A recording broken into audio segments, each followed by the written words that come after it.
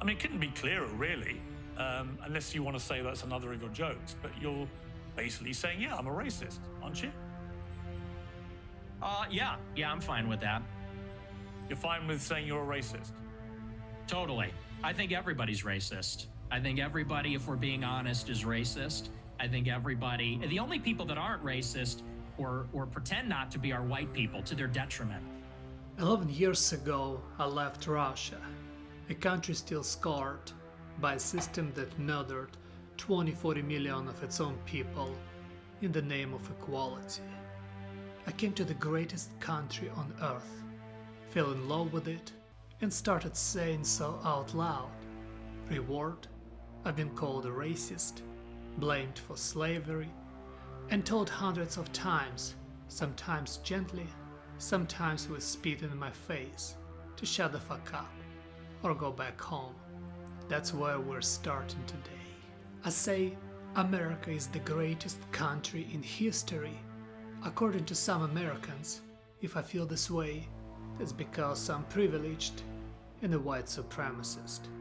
Someone from a non-white country says, I hate white people and America is civil.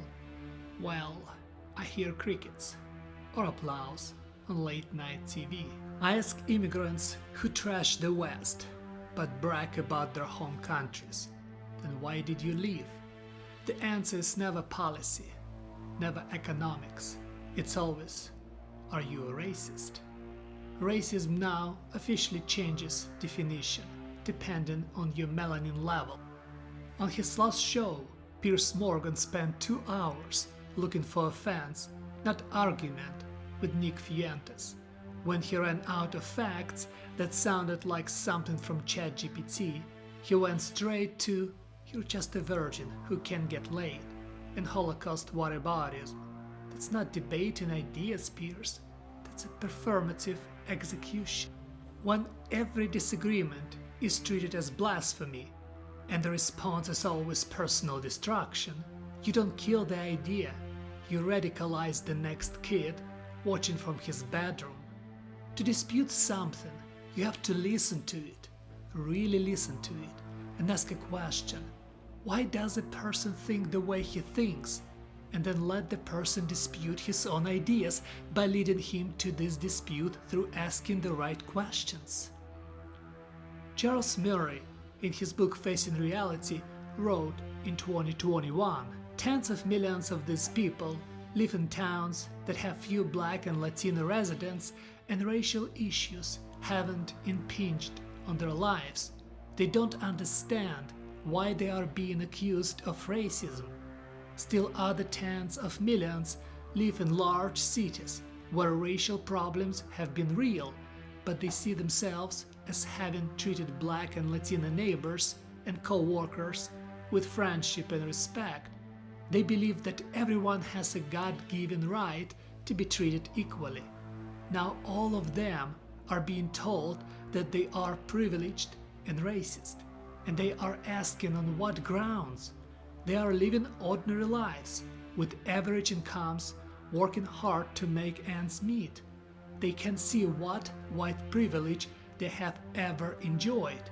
Some are fed up and ready to push back. How widespread might the backlash be?